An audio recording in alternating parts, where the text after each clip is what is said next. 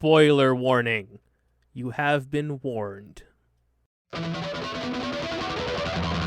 It's time for Atomic Monsoon with your hosts, Psycho Andy. And the internet went, Josh. That opens up a lot of possibilities in the future.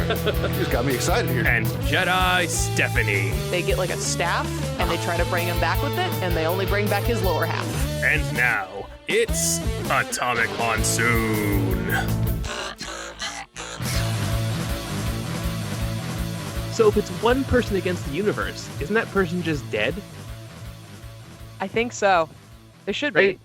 Because Yeah. if it's the whole universe, I feel like the whole universe against one person, you don't have good odds there. Oh, no, definitely not. No. You know where you do have good odds? Where's that? Atomic Monsoon. Hey, that's where you are right now. Indeed. You know where else you can get good odds? Where? defmrecords.bandcamp.com. And as of the day we're recording this week, the Saturn III put out a new record, which I believe you can get through Def M Records, but you can also go to the saturniii.bandcamp.com and you can support those guys. Go do it, guys. Go do it. They have great music. They do. Also, their guitar player is the guy playing guitar on our intro. So That also is cool. yeah. So you should go support our friends at Def M Records. And this week, brand new album from the Saturn III, brand new release. So you can check that out before anyone else. Yeah. Yeah, be a trendsetter. Do it. It's that trend, Hey. Joe. Hey, so how's it going, Stephanie? It's going pretty good, Andy. How about yourself? I'm doing okay. Hey, so a couple weeks ago, I asked you to watch a new thing that came out this year based on a thing that I liked as a child. Mm-hmm. And then this week, you asked me to do the same. Yes. Yes. Yes. And I have never watched any of this thing.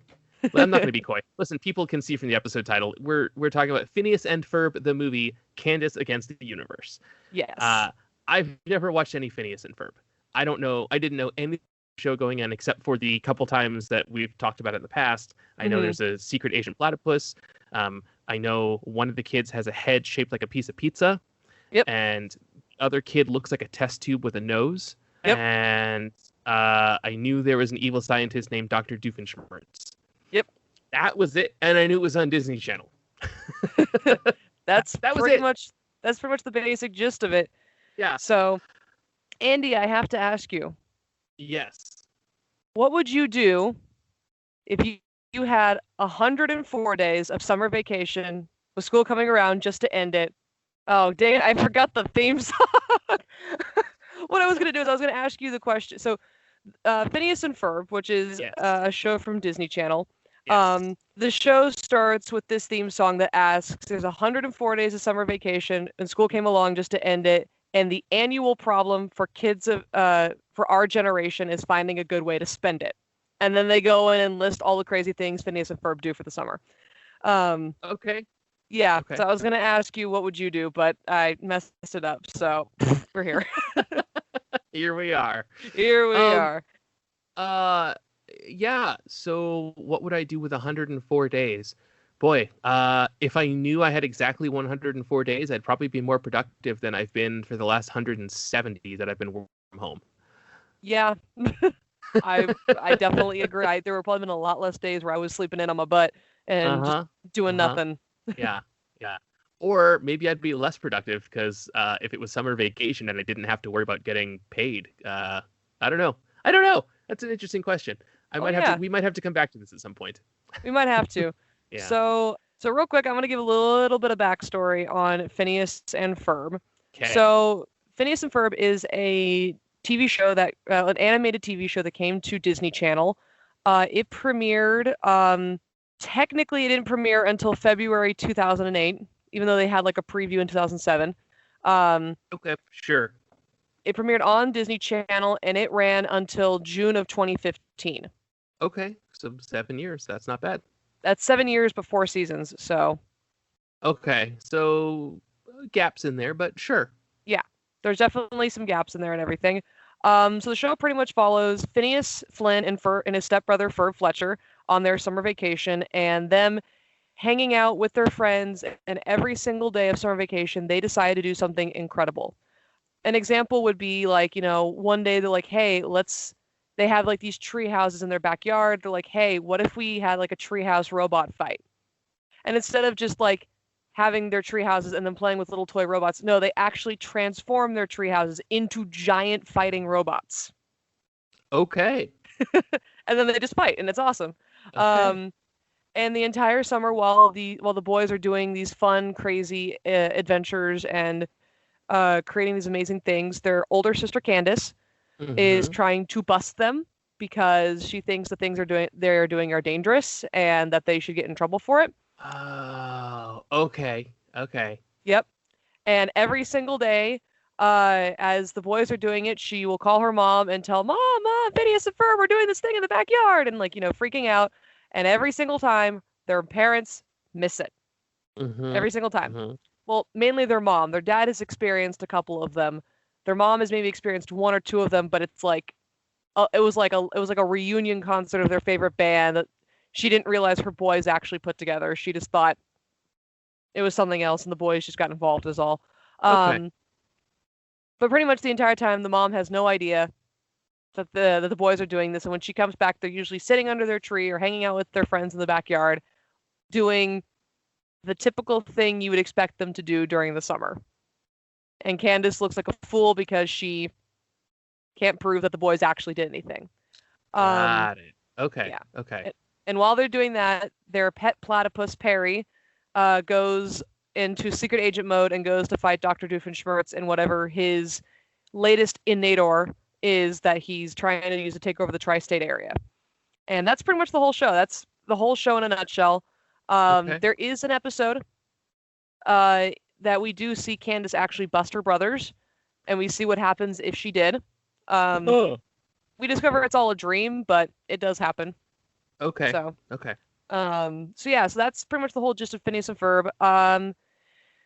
The show was created by Dan Povenmire and Jeff Swampy Marsh. Swampy Marsh is a great nickname. Oh yeah, they previously worked together on The Simpsons and Rocko's Modern Life. I thought their names looked familiar. Yeah. Yeah. All right. And there's not really anyone big or recognizable from this show to take away. If you watched Disney Channel at all, you probably recognize Ashley Tisdale and Mitchell Musso from their live action stuff. Okay. But aside from like Dan and Jeff, the creators of the show, D. Bradley Baker is probably like the biggest name you would recognize for the show. Right. Yeah. There was another. I think it was Candace's voice actress. I recognized her name too, but yeah, that was Ashley Tisdale. Oh, okay. Yeah. Well, there you go. There you go. Yeah. The opening theme, which is the thing I was saying earlier, is the show. The opening theme is called "Today Is Going to Be a Great Day," and it's actually by Bowling for Soup. Okay. Oh, okay. All right. And I actually got confirmation from a friend of mine who did go to a Bowling for Soup concert in like the last few years that they actually do perform this song at their concert, and I think that's fantastic. Well, that's cool. That's cool. I appreciate when bands do that. Yes, totally for sure. And the last thing I'm going to say about the show is that before this show existed, Kim Possible was the longest running animated show. Yes, longest running animated show on Disney Channel. I guess that's true. Yeah. Okay. Phineas and Ferb is now the longest running show on Disney Channel. Well, okay. Well, animated and live action included. Okay. So, even though it only lasted 4 seasons, it did run an increasingly long amount of time. So sure. Yeah. Okay. And there you go. That's Phineas and Ferb for you. There's some basics. Okay. So without knowing any of that, I watched this movie. Yeah, so I guess, do we want to just jump right into it? Yeah, let's just jump right into the movie. Okay, cool. So the movie opens with a song about how great today is going to be because Candace is riding her bicycle or something. And I noted, hey, who are those 3 dudes? They look familiar. Those 3 dudes are probably Bowling for Soup, aren't they? No, actually. No. So, okay. oh, God, that's such a great In Phineas and Ferb, they have musical numbers in pretty much every single episode. Okay. Usually how Phineas and Ferb is laid out is usually it's like a 30-minute time block, but you get like 2 different episodes, and at least one of them has a musical number. Okay. Those guys have appeared numerous times. Okay. They've got to be the band that's doing the music for the show then. Yeah. Let me look up who they are, and you can keep going real quick. Okay. So as Candace is singing her song riding her bicycle, she's gets to a point where she's talking about, trying to where her brothers are doing a thing that she's not a fan of, and she starts getting mad. And it was pretty good. I appreciated the whole screen taking an orange tint and her head catching fire and everything. That was cool. And they did it again later in the song. And then she gets to a point in the song where she's like, you would know what I mean if you saw, and she starts listing some of the things that they've done. I'm presuming these are all things from previous episodes. Yes. And I noted, yeah, I've seen none of these. So I don't know what she's talking about at all, which is great. But I get the point. Yeah, she's oddly enough listing some of the biggest experiments and things that they did throughout the series. Like there's one point where she made the comment like, you sent me into a video game. Like that, there was an episode where they sent her into a video game with nothing but a towel and a hairdryer. Okay. And it was really funny because her hairdryer was like a gun, so she was able to shoot the monsters. Nice. I'm trying to remember the other points of the song, but yeah, those were all things that the boys have done over the summer. Sure. Yeah. So of course, as her song ends, you cut to the boys, and they're doing a thing that she would hate while she's singing about not wanting them to do the thing that she would hate. Yep. And that's great because that's how irony works.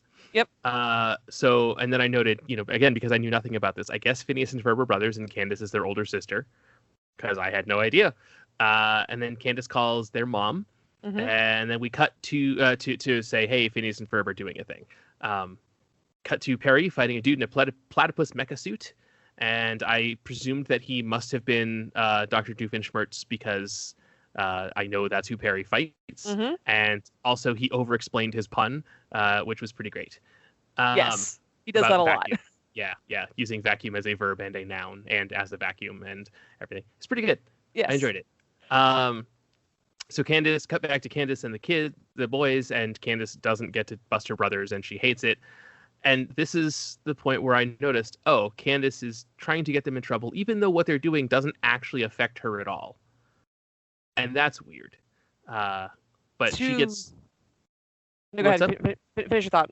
Okay. And then, she gets upset. She tells the boys she's been having a terrible summer, and they're like, we didn't even consider that you've been having a bad summer because ours has been so great. And, she walks away, and they're like, we should do something really nice for her. And so, they go off to do that. Yeah. To add a little explanation, in the very, very first episode of Phineas and Ferb, the boys decide to build a roller coaster. And when their mom takes off to go to the grocery store, she says that Candace is in charge conditionally, meaning she's technically not in charge of the boys unless something bad or dangerous happens. Okay. Well, you would think building a roller coaster that stretches through the entire town would be a dangerous thing. So it's very much the thing where because she had been trying all summer to bust her brothers, and sometimes if the bust didn't work out, sometimes she would be okay with it. Other times she felt like a fool because the best way to put it is because she was so focused on every episode and trying to bust her brothers, sometimes she hardly took time for herself. Right. And took time to have a fun summer with her friends and with her boyfriend and everything like that. No, I definitely, I got that. Yeah. She is more interested in what they're doing than what she's doing. Exactly. Yeah. And so then Candace's friend Vanessa shows up and basically have that conversation. Like, why are you so upset about what your brother's doing? Why aren't you paying attention to what you're doing? And then they bust out into a quick musical number, and Vanessa suddenly has a guitar, and I liked her reaction to not knowing why she had a guitar in her hand all of a sudden. Yeah, Vanessa's a great character. Yeah, she was definitely my favorite in this movie. Vanessa's a fan favorite among many people who watch the show, just because when she does come in, even though she's kind of like this goth girl, she definitely has this very like realistic like approach to everything, and it's super, super great. Yeah, she definitely came across as the most competent person in the movie. Oh yeah, and her voice actor is an incredible singer. It's like she's got some like kick-ass, sorry my language, but kick-ass, musical numbers just throughout the whole show. Sure, so. Great. Yeah, so then I wrote, Vanessa's explaining exactly what I was just thinking. Candace is insane. Yep. Oh, she's not insane. She just has incredibly low self-esteem. Okay. Yep. Candace is then abducted by a giant space trash can that she was punching because she thought it was by her brothers, but it turns out it's by aliens. So Perry jumps into action to try and save her. Yes. Somehow Phineas and Ferb figure out that Vanessa's been abducted by aliens. Or I'm sorry, that Candace has been abducted by aliens, but also Vanessa's there. Yeah. And then Vanessa suggests that the best case scenario for the two girls is that they're probably going to be eaten. Yep. Yep. So Phineas and Ferb decide they need to go rescue their sister, and they go see some kid who loves a show that's not Star Trek. And then I later added that his name was Baljeet. Yes. Because they did not say his name at the point where they went to talk to him. So yeah. I had to figure it out later from the subtitles, but that's fine. Yeah. So they're like, okay, well, we need to figure out how to get there. And the kid's just building a portal. And he goes, well, even if we got the whole gang together, it would still take at least a montage. And then they build the portal, and he goes, oh, I guess I stand corrected. It only took a flip wipe. I love that fourth wall break so much. There's some moments in here that were pretty good. So all the kids decide to go to the Roblox system to rescue Candace. Roblox. Right. And that's when Vanessa was Dr. Doofenshmirtz's daughter. Yes. No idea. Yeah. So Doofenshmirtz shows up to talk with the kids. They go through the portal and they end up in his lab. Yes. And there's some pseudo science fiction-y explanation as to why that happened. Mm-hmm. But it works out because then you get all the characters on the mission together. So, okay. Yes. And they start packing all these weird gadgets into their, what does he call the spaceship? It's something like interdimensional travel-inator or something. It's got a nator at the end of it, but everyone's like, it's spaceship. I kind of figured out that all of his stuff had inator at the end of it. Yep. It's a trademark thing. Yeah. Then I wrote, they're going to need all these ridiculous gadgets that they're packing, throughout this mission, aren't they? So, yeah. Cut back to Candace and Vanessa. They're searching. They end up on the alien mothership. They start searching the other space trash cans, and nothing. There's nothing. They find a map, and then suddenly some awkward green alien things appear. They find a computer that can speak English, and turns out is about as useful as most English-speaking computers, which is to say, Yeah. And then in my notes I wrote, Candace is just the worst. Probably about the smoothie machine gag they run here. Yeah. It's primarily because I think it's just because Candace is still like a 16-year-old girl. Yeah. And, she gets distracted by shiny objects. Meanwhile, even though Vanessa is like 16 as well, she's kind of matured in a different way. And because I think of the crowd that she hangs out with, sure, she matures in a different way. So she's just like, no, my dad does stupid, weird things all the time. We should actually get out of here. Right. And Candace is like, ooh, smoothies. And I'm just like, yeah, I get both sides. Okay, so we cut back to the kids and Dr. Doofenshmirtz, and they're flying their intergalactic planetinator or whatever. Yep. And they go into an asteroid belt. And then Perry, unbeknownst to anyone, goes out for a spacewalk. I don't know how they missed him opening the door. But, I don't know either. Yeah. He just goes out for a spacewalk and starts immediately getting pelted by asteroids. And then I was like, oh, I get it. Okay, he's breaking them up to keep the ship safe, but also to keep his identity a secret. Yep. And then they have while he's doing that, there's like this cool kind of smooth jazzy secret agent song. Mm-hmm. But when they cut back to inside the ship, there's like this crazy rockin' guitar like terror song. Yep. And the juxtaposition of those two songs was pretty great. Yeah. I love that. I love that they gave that song to Perry and how he's like the unsung hero. Yeah. And then that just plays out through the rest of the or the unsung hero with a song. Right. And it just plays out through the rest of the movie as like he Right. just pretty much just saves everyone, and no one realizes it. And there's one point the singer is like, he's the unsung hero. Oh wait, I guess he's sung about now because I'm singing about him right now in this song. Yep. And I was like, yeah, that's pretty good. Yep.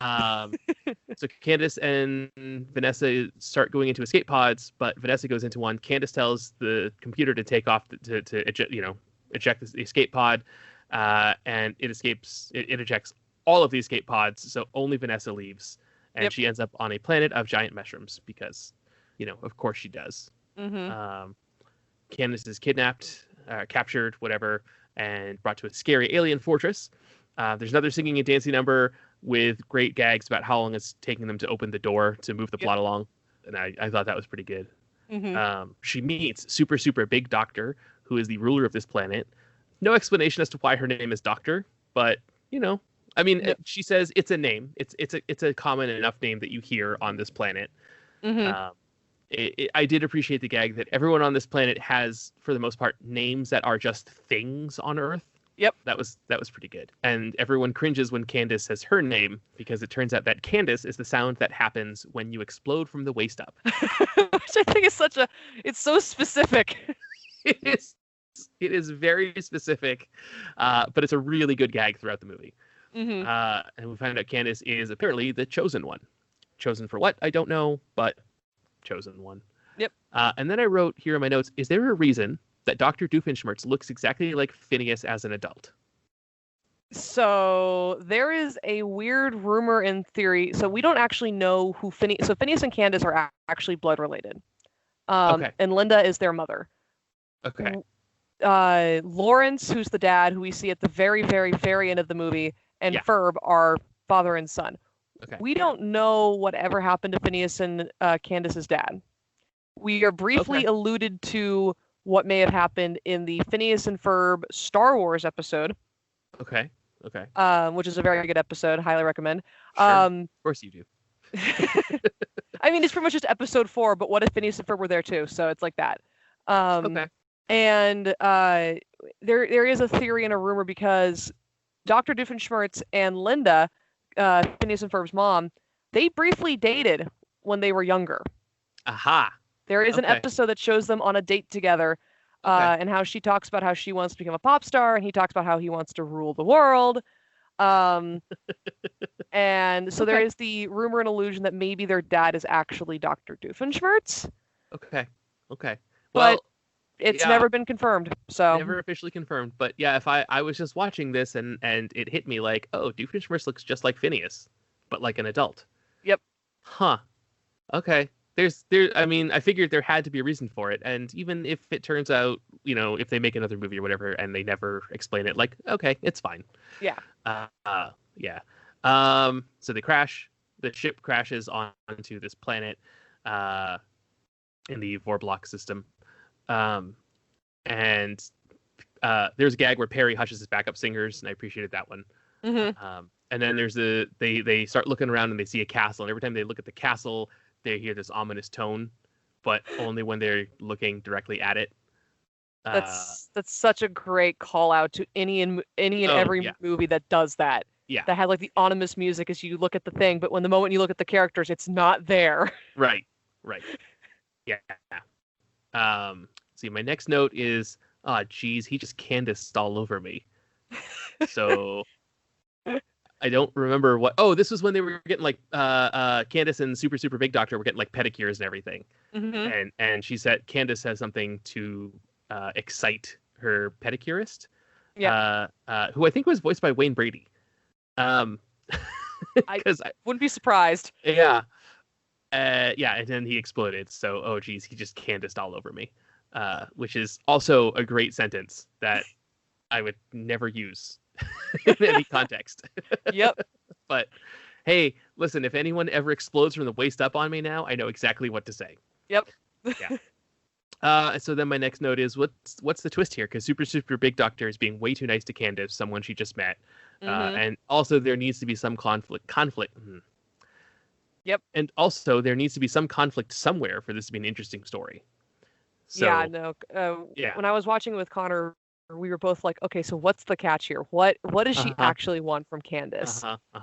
Which just goes to show how we've watched way too many cartoons and sci-fi stories. Yep.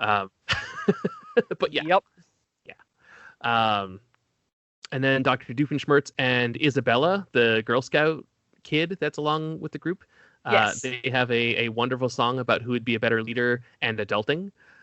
And I thought that was pretty funny. That song hit a little too hard for me and as an adult, just because of the fact that he's just like, I'm an adult, I'm adulting, I can do these things now. And I'm just like, yes, but I agree with Isabella. It doesn't mean you should. Right. Doesn't mean you're the leader. It just means that you're an adult. Doesn't mean you know what you're doing. Right. And I'm like, I feel so called out here as an adult. Yeah. Then there's a good moment where they get attacked by a giant dragon thing, alien thing, Yep. and Doofenshmirtz uses his chicken replacinator gun. Yep. Which replaces whatever he shoots with the nearest chicken. Yep. And the nearest chicken is on Earth, and it turns out it's in a chicken coop right next to a amusement park called Dragonland that is being built. And so everything just kind of works out. There is a dragon in Dragonland. There is no longer a chicken. Or now, the gang on the alien planet have to deal with a chicken, which they don't really have to deal with. So that's great. Let's see. Candace and Super Big Doctor. Oh, go ahead. So what I actually love about that gag is that when they switch the chicken and the dragon, and then we see the couple talking, that has been a running gag through the show, like where you'll see them every now and then, where like the wife will be like, you said you're gonna do this thing, but you don't even have this thing to go with it, and then the thing appears, and then the guy has like the best responses to her, either like my therapy, like you should have more confidence in me, or I hate that you like belittle me, and it's just like this like, what is with this couple and this guy building random things? All right. That's pretty good. Thank you for filling that in, because I had no idea. Yep. Okay, so Candace and Super Big Doctor go to a daytime talk show and talk about Candace being the chosen one and all that stuff, and they're about to sing a song when Phineas and Ferb and company show up. Candace tells them that she's the chosen one, and Phineas says, "Chosen for what exactly?" Which is great, because that was literally my question, a few notes ago. Yep. So Super Big Doctor has the kids and Doofenshmirtz taken away, and I wrote, "Where are they going?" "Oh, it's like a presidential suite." "Oh no, it's a dungeon." "Wait, no, it's the back of a truck." The back of a truck going to prison. Yep. Okay. And then I noted, I feel like someone's going to find out that Perry is a secret agent by the end of this movie. Because he goes out to break the truck out of like break everyone out of the prison truck, including the scared cat aliens that are also in the back of the truck. Yes. All right, so we cut back to Super Big Doctor and Candace, and I note, oh God, SSBD is going to murder Candace and bathe in her blood to maintain her youth, isn't she? I mean, sure. It's just, that seemed like the kind of thing that was going to be happening here. Yep.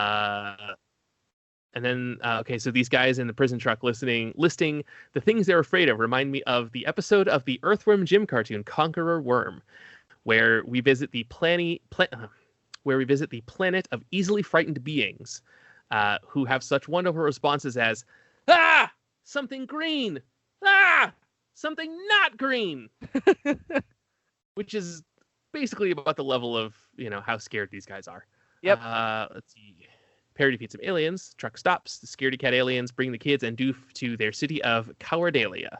And there's a good ongoing joke about one of the aliens introducing the kids to the city. Good times. Yep. Before we go on real quick, so you made the comment about Perry's secret identity, and by the end of this, we would know if he was or not. I thought the same thing as well. I thought, okay, are they actually going to end up revealing this to the kids? And then I remembered, no, wait, in the first Phineas and Ferb film, Phineas and Ferb in the second dimension? Hold on. That's right. I saw it across listed the second dimension. Yeah. Perry actually does end up revealing his secret identity to the kids. And it actually ends the movie with this huge mind wipe moment. Where all of their memories get wiped. Okay. So. Okay. Let's see. Then Super Big Doctor gives her origin story to Candace, and I wrote, oh yeah, here's the twist in the flashback. Super Big Doctor is super big evil. Yep. Okay, so she's not going to bathe in Candace's blood, but she is going to use Candace's life energy to maintain control. It turns out that the energy that she has is called Remarkalonium, and Candace exudes a lot of it, and then it turns out it's just carbon dioxide. Yep. And then I wrote, oh good, this evil plant survives on carbon dioxide. Ah, geez, now the evil plant can just exist on Earth. And then literally, as I finished typing that, Super Big Doctor said, oh, we can just go to Earth. Yep, because Candace gave all the information, like, oh yeah, everyone on Earth breathes carbon monoxide, and then we're just like, Candace. Yeah, and then my next note here is, Candace is the worst. She's just so obsessed with whatever she's doing at the moment. She's so obsessed with what other people are doing that she isn't realizing what she's doing, and it's, okay, so there's a big rousing speech where the kids and Doofenshmirtz are like, hey, we should all go and stop Super Big Doctor. And, they start charging up to the castle, and they have a battle song where they're totally giving away their plan. Yep. And totally saying, hey, you're going to look over here, but we're actually coming from the other side. And so all of the Super Big Doctor and her forces go and look at the other side. And then all of the forces are on the first side. And Super Big Doctor. She's got to have a shorter name. So Big Doctor says, you lied to us through song. That is cold. Who are you people? I just, you lied to us through song. Like that's a great line too. Mm-hmm. So a battle ensues, and Big Doctor says to deploy the anti-coward measures, which turns out to just be a big scary spider picture on a stick with some noises, and everyone's afraid of it. That was pretty great. I love how it's like grr, spider, grr. Yeah. Yeah. Roar, grr. And I'm just like, what? Yeah. In the middle of the battle and everyone running around, Doofenshmirtz gets an alert on his phone and sees from Vanessa's Instagram just a picture of her with the castle in the background and the text, still stuck here, #building makes a weird tone. Yep. Which, I had to pause it and I was like, okay, what was that hashtag? Because it went by way too fast to see, but it was like, oh, it's on Disney Plus. I'll just pause it. And yeah. There was a gag earlier where when Doofenshmirtz and Isabella were talking about who should be the leader, Doofenshmirtz, hey, I'm going to go this way. And he falls off a cliff. Yes. And so this time he's left, the kids are going to go find Candace and he's going to go find Vanessa because it's his daughter and he wants to make sure she's okay. And as soon as he leaves, he goes and falls off a cliff. I'll say this real quick. As much of a doof as Doofenshmirtz is, mm-hmm. and as much of a bad villain as he is in the sense that he's not really great at taking over the tri-state area, he is he's 100% a fantastic father. Oh, that's good. They show that throughout the show that he will do anything and everything for his daughter. It does not matter. He will stop trying to take over the tri-state area if it meant that his daughter was safe and okay. Okay. But she usually doesn't stop him because usually she wants to get involved. So. Yeah. So. Okay. So then they repeat the gag of him going to fall off the cliff. He's caught by Perry. Asks if Perry is some weird secret agent, guardian angel, and then Vanessa shows up riding a dragon. Yep. And then I noted, so Doof's going to fall off a third cliff, right? Because there's the rule of threes and all. And sadly, I don't think he did fall off another cliff at the end, But, also, they set it up early, and, I don't know if he falls off cliffs a lot in the show, but, it was fine. He falls a lot, so... Okay. So everything's going crazy. The kids sneak onto the Big Doctor's ship so they can get back to Earth. They start going faster than the speed of light. Warp 2, which they explain is twice the speed of light. And there's a pretty good gag about if you go faster than the speed of light, you break down to just the basic, your basic form or whatever. And they do a really good gag about them turning into just pencil animation and then, or just the line art and then the pencil animation and then storyboards. And then it goes to the pitch meeting of the creators pitching the movie. That was a really good gag that I just, oh my God, we laughed so hard. Yeah. I had to pause and stop for a second because it was really solid. Mm-hmm. Okay, and then I wrote chicken replacinator fails. Oh, right, because they were on the planet and he shot the dragon to try and get it to switch places with the chicken, but it just switched places with the other chicken that was already on the planet from earlier. Yes. And I was like, okay, that's solid. And then we just need the canoe to pay off because Buford brought a canoe that he's been carrying around. And then literally the next scene, the canoe joke pays off. Yep. And they're all falling and they get in the canoe and then, turn it into an airplane. And Buford says, and you said we wouldn't need it. So, yeah. It pays off again later, too. Yeah. I made a note of that, actually. And then I wrote, what would happen if Doofenshmirtz shot the chicken replacinator at the chicken? Right? They're on the other planet. What if he shot the chicken with the chicken replacinator? What would be the next closest thing, the next closest chicken? Would it be itself? I don't know what would happen. Yeah. Let's see. So they get to Earth. The aliens interrupt a baseball game that's full of people. Like aliens do a lot. Yeah. Super, super big doctor says, people of Earth, breathe on me. And I thought that was a great line. There's a scene where all the citizens, the regular people are running around, and there's just this person holding a watermelon above their head. And like while you're hearing, they're like, blah, blah, blah, blah, blah, blah, blah, you just hear, my watermelon. And that was great. That is also that was like an obscure, like that's kind of the like the cabbage merchant from like Avatar. He's like, my cabbages, or like the guy from SpongeBob who's like, my leg. But the my watermelon guy, he's only in one other episode in Phineas and Ferb that I can recall. So the fact that they just randomly brought him back for this was fantastic. That's great. I love when there's little gags thrown into crowd scenes like that, like a whole bunch of people running, right? And like one of the voice actors just throws a line in there. There's an episode of Ranma One Half where all the students are running for like phys ed class or something, but like they're just all just running. And one of the guys in the class just goes, "Don't push me, I'm full of chocolate." It's like, what? Okay. So yeah. So my watermelon guy was a pretty good joke. Yeah. Even without knowing that he's a callback to something else, like just having him there, I thought was pretty great. Yes. So everyone starts fighting all the aliens, and then the canoe pays off again because they tie it to the back of a like golf cart or something, and they're using it to whack aliens away. Yep. More fighting happens. Blah blah blah blah. Candace, Phineas and Ferb free Candace. She talks about how terrible she's been to them, and then they're like, "Well, we just want you to see yourself the way that we see you." And I was like, "Man, that's a really good message for like everyone, because no matter how you see or feel about yourself, like the way other people see you can be completely different, and it's probably in a more positive light than you expect." Yeah. So, especially like your friends and family, like they probably like you a lot better than you think they care about you. I don't know if that sentence made sense, but I think you understand my point. Yeah, I understand your point. Yeah, and one quick, I'm gonna make a real quick follow back. I know we're talking about this really great, wholesome, sentimental moment. The canoe thing with the golf cart. There's a Wilhelm scream. There is. Yes. There is a Wilhelm scream, and Buford, who's the bully, tells Isabella like, "Hey, we used it again," and she's like, "I'll make you a patch." The last time they used it was in the first Phineas and Ferb movie, which technically they had their minds wiped, so I do not know how they remember that.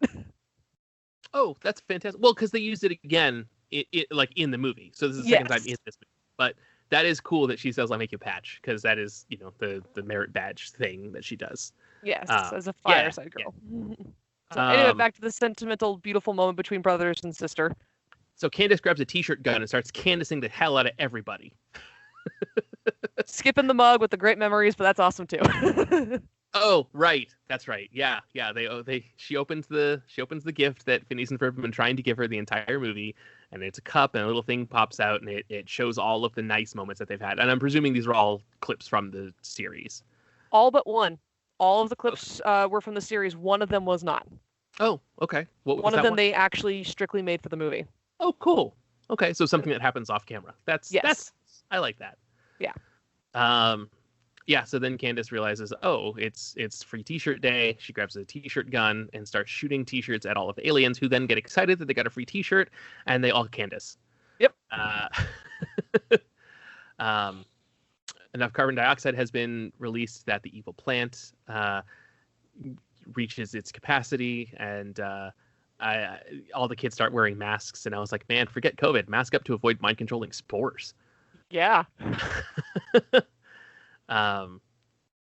More fighting happens. They end up shooting the giant alien with the chicken replacinator gun, so it goes back to the planet, because there's a moment there I skipped.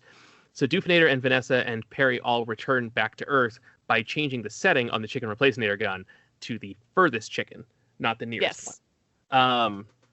So yeah, later they end up shooting the evil plant with the chicken replacinator set to the furthest setting to set it. Anyways, you see where this is going, you know. And then Candace uses the speech that Vanessa used on her at the beginning of the movie on Super Super Big Doctor to make her want to stop her plans. And I wrote, you know, hey, if nothing else, this movie is really good about setting something up and having it pay off later. Yes.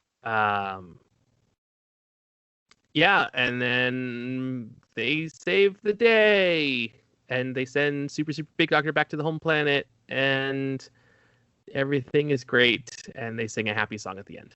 And then the dad finds the dimensional portal in the backyard, and he goes through it and ends up in Doofenshmirtz's lab, which is on fire, and then comes back, and the wife comes in and it's like, what happened to you? And he goes, I have no idea. So that's the thing at the end with the dad going through the portal, and then coming right back, and then the portal disappearing. That is how every Phineas and Ferb episode ends. Not exactly like that, but where something that Doofenshmirtz did results in their projects disappearing. Not every project, but most of the projects that they do. So it was a great callback that whatever happened at the at Doofenshmirtz's lab resulted in their machine disappearing. And it's just like, that's fantastic. Got it. Okay. Also, the fact that his lab is still on fire after they took off in the spaceship is also still really funny. Right. Yeah. Yeah. So, and that's basically it. I mean, I'm sure I missed some moments. I'm sure. Yeah.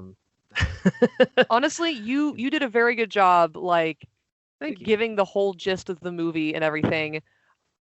And yeah, like there's definitely things that were missed that were really, really funny. There were things that were missed that were definitely callbacks to other points in the show. And there was definitely like other characters that made previews and cameos that you probably didn't even put two and two together because you haven't seen the show. But for me, I'm like, oh, look, there's, you know, like, for example, at the baseball game, the commentator for the baseball game, that's actually the mayor of Danville, which is the town they live in. And that's actually Doofenshmirtz's brother. Oh, no kidding. Okay. Yes. Okay. Yes. Yeah. See, no idea. But also, like, that's cool that they would include him and there is all that backstory, but it's also not important for the movie. Exactly. Right. So, yeah, I feel like knowing pretty much, you know, nothing about this series, I went in and I was able to enjoy this movie. Mm-hmm. I don't know that it made me want to go back and watch all of Phineas and Ferb. Like, I don't know that I need to watch 4 seasons of this show. Mm-hmm. But Disney Plus did have some of the other movies up, and they had the Mission Marvel episode highlighted. Mm-hmm. So yeah, I think I would be willing to go watch some more of this. Oh yeah, no, it's Phineas and Ferb is a great show. Yeah. I can definitely easily recommend like episodes to watch and episodes to not watch. You know, ones that have maybe like some of the best musical numbers, and then some that are they're just so funny on their own. They don't need anything else. Mm-hmm. But yeah, no, Phineas and Ferb is this show that is just so surprisingly good that when the series ended, it was sad. It was sad to see the series go. Mm-hmm. But it was like one of those shows that you can't really compare it to anything else. Like, it's its own entity. It exists in its own realm, and it's so good. And I'm glad that you enjoyed the movie, Andy. You know, because when they announced that this was coming out, I was so excited and so stoked because, you know, Phineas and Ferb has been over for a while, and yeah, I was like, I totally am going to watch this movie, and I thought we would be great for us to talk about it here on Atomic Monsoon. And if you guys out there are listening and you have never watched Phineas and Ferb, it is on Disney Plus. It is, again, a really great show. I highly recommend it. It doesn't matter how old you are. You will find something about the show that you will enjoy. Yeah, yeah. As I get older and as I, make more art and stuff, right? I find myself watching less and less television. Mm-hmm. Right. So it's hard for me to get into new things. Mm-hmm. My roommates just binged all of The Legend of Korra last weekend. Yeah, And I sat down and watched a few episodes and it was really cool. We have all of Gravity Falls on DVD and that show's pretty great. that's a great show. Over the Garden Wall is really good. Mm-hmm. Steven Universe, of course, we did a whole episode about just the first season of that. And then now you've watched all of it. Mm-hmm. Yeah. And update on that, by the way. Rebecca Sugar just tweeted out the other day that all of Steven Universe now is available on HBO Max. So if you are an HBO Max subscriber, you can literally watch all of Steven Universe and the movie and Steven Universe Future right there. But I know, right after you finished trying to figure out how to watch all of it, Yep. they were just like, oh, by the way, here it is. Fine. But hey, for our listeners that haven't watched all of Steven Universe, sign up for a month of HBO Max. Pay the $12-15, whatever it costs. Watch the show and then cancel. Yep. That's fine. It's cheaper than buying all the DVDs. It's true. But yeah. So I don't know that I would say that I think Phineas and Ferb is as good as all those other shows I just listed. Yeah. But it was much better than I was expecting. Yeah. Like I said, when we did the City of Bones book, I think I would have enjoyed that a lot more if I was a teenage girl, or if I had ever been a teenage girl. Yes. I think I think I would have enjoyed the Phineas and Ferb movie more had I watched this growing up. Yeah. But there was still plenty to enjoy having seen none of it. Mm-hmm. And I think that this movie feels like a better representation of that series than, for example, the 1986 Transformers movie. Which is a weird thing to say, but the Transformers movie takes place in the middle of the series. Mm-hmm. This Phineas and Ferb movie we just watched, this obviously takes place after it, but it could take place at any point during the series, it feels like. Exactly, yeah. And it isn't super continuity heavy. Yeah. Yeah. So yeah, no, I dug it. And I'm willing to watch more Phineas and Ferb. Yeah, no, and thanks for joining me on this, Andy, because this was, again, like I said, this was a thing that I really wanted to talk about, and I was really excited to talk about and watch and enjoy. And if any of you out there have seen Phineas and Ferb, check out our social medias and tell me at least what's your favorite Phineas and Ferb episode, musical number, whatever, and I will share it with Andy. Yeah. So you can find us at our socials media, Atomic Monsoon on Twitter and Facebook, with the _ between the words on Instagram. And then you can just straight up email us atomicmonsoon@gmail.com. We're pretty easy to find. So. All right. Hey, we still got a few minutes left. So were there any points in this movie that I didn't mention that you particularly appreciated?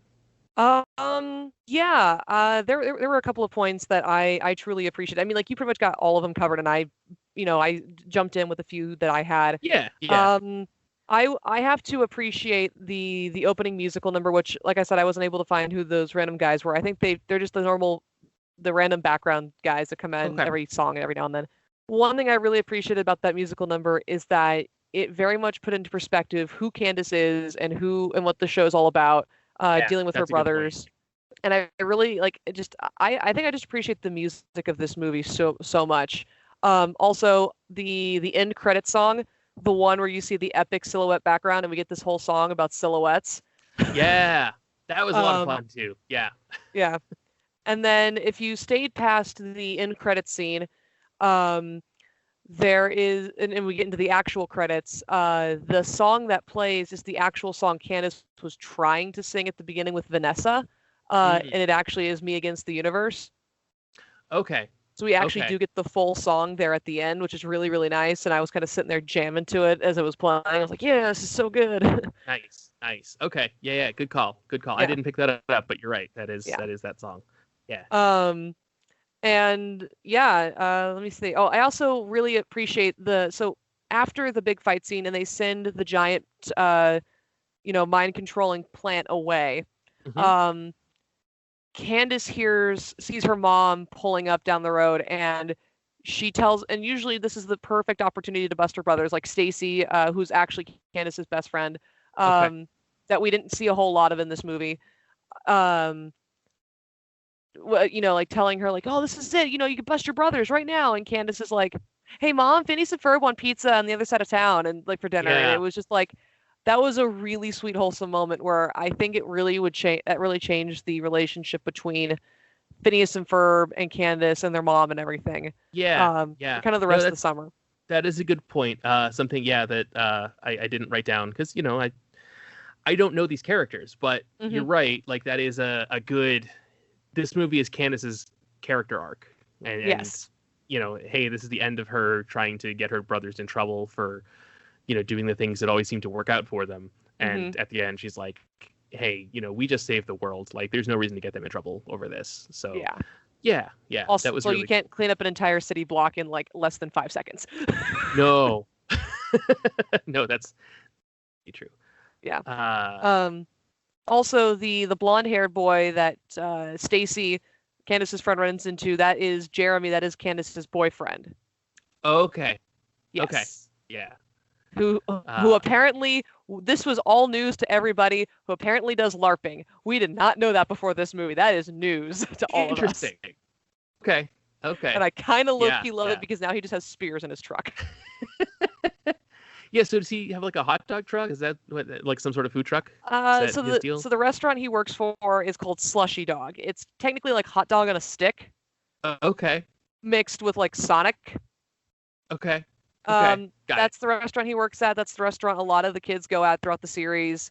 And yeah, that's the restaurant where we first technically meet him. We don't meet him in the food truck. We meet him in the actual like food court at like the mall. Got it. Okay, so But this is a yeah, truck for that restaurant. Okay. that's the truck for the restaurant, and it's Yeah. apparently for this baseball game. Meanwhile, yeah, there's a good moment that I did skip where he's in there sharpening spears for some reason. And Stacy, was it? She comes up and she's like, Yeah. "You're already prepared for the alien invasion?" He's like, "There's an alien invasion?" Yeah, it's just like, no one's buying Slushy Dog, so I'm just gonna sit here and yeah, finish my cosplay. yeah, right. So yeah. No, yeah. There's a lot of good moments, a lot of good. The humor in this is really solid, and knowing that these are people that worked on older episodes of The Simpsons and Rocko's Modern Life, like, okay, yeah, that is right in my bailiwick. Like that's right up my alley. So Yeah. Yeah. And the thing is, with Phineas and Ferb, I got introduced to this show, in high school. Like I saw it like in high school and junior Mhm. high. So I was of the age where I wasn't really watching a whole lot of like those cartoons. I was watching a lot more action, like DC, Clone Wars type cartoons. So Phineas and Yeah. Ferb was kind of the last real thing I watched on Disney Channel before I kind of stopped watching Disney Got Channel. it. Okay. And I mean, Gravity Falls is in there too, but Phineas and Ferb finished after Gravity Falls did, and Got Gravity it. Falls Okay. started in the middle. So, Okay. but yeah, no, it was such a great show that even despite my age now, like going back and watching it, like it's still super funny. The music is still so good, and I'm just like, I don't think it, I look back on like Hannah Montana, and I'm like, oh yeah, no, I love the songs, but that was definitely a different me, a different time, and Yeah. some of these episodes are cringy as hell. But Yeah. Phineas and Ferb, it's like, now I'm gonna watch the roller coaster musical episode where they decide to build a roller coaster again and then make it a musical. That's pretty good. It's pretty good. Yeah. So. All right, guys. Well, we are just about out of time here. So yeah, find us Atomic Monsoon on Twitter and Facebook, and with the underscore on Instagram, and email us atomicmonsoon@gmail.com. Support our friends at defmrecords.bandcamp.com, and head over to the Atomic Monsoon Redbubble store and get some shirts and masks and stickers and phone cases and whatever Redbubble is offering this week, because they're always adding new stuff to their store. So Yep. Yeah. All right, All right. guys. Well, hey, Stephanie, thank you for introducing me to this. I very much appreciated it. Of course. And to everyone else, sorry we just spoiled the entire movie for you, but I'll put a spoiler warning at the beginning of the episode. Yep. All right, So- everyone. Take care All right. and be safe out there. Curse you, Perry the Platypus!